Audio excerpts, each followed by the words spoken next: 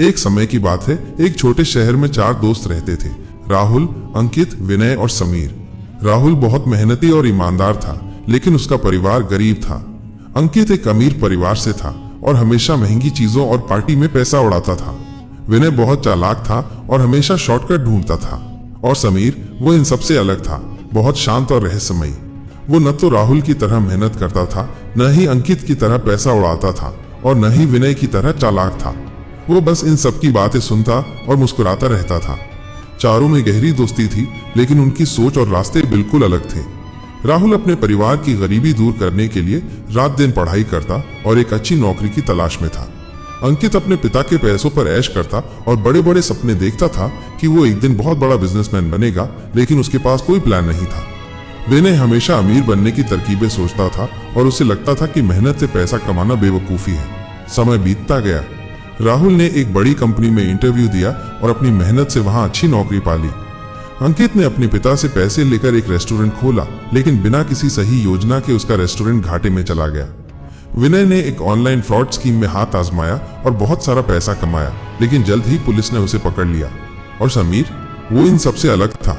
वो न तो मेहनत कर रहा था, न ही कोई बिजनेस शुरू कर रहा था, और न ही कोई गलत काम कर रहा था। उसके दोस्त उसे समझते थे कि वो कुछ नहीं कर रहा है, बस जिंदगी को बर्बाद कर रहा है। एक दिन अंकित ने उससे पूछा, समीर, तुम कब तक ऐसे ही बैठे रहोगे? हम सब कुछ न कुछ कर रहे हैं, लेकिन तुम बस चुपचाप देखते रहते हो। क्या तुम अपनी जिंदगी में कुछ नहीं करना चाहते? समीर ने सिर्फ मुस्कुराया और कहा, मैं सब देख रहा हूं और सब समझ रहा हूं। सालों बाद जब अंकित और विनय अपनी अपनी असफलताओं से जूझ रहे थे, तब उन्हें एक खबर मिली जिसने सबको हैरान कर दिया। वो खबर थी कि समीर ने एक बड़ी टेक कंपनी को खरीद लिया है। ये सुनकर सब चौंक गए। अंकित ने हैरान होकर पूछा, ये कैसे मुमकिन है? समीर के पास इतना पैसा कहां से आया?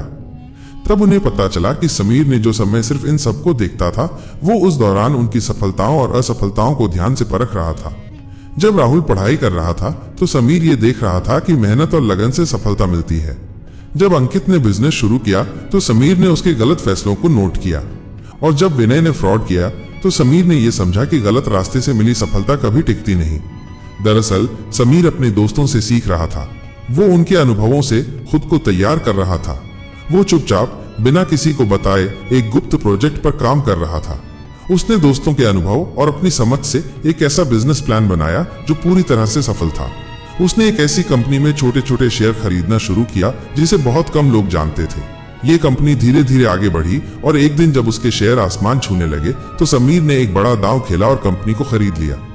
राहुल को उसकी मेहनत का फल मिला, लेकिन अंकित को अपनी नासमझी का और विनय को अपनी चालाकी का। लेकिन सबसे बड़ा सबक समीर ने दिया। उसने ये साबित किया कि अच्छी संगत वो नहीं है जो आपको हमेशा अच्छी सलाह दे, बल्कि वो है जो आपको सही और गलत का फर्क सिखाए।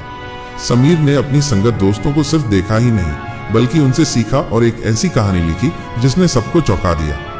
ये कहानी हमें सिखाती है कि हम अपनी संगत से सिर्फ प्रभावित नहीं होते, बल्कि उनसे सीख भी सकते हैं।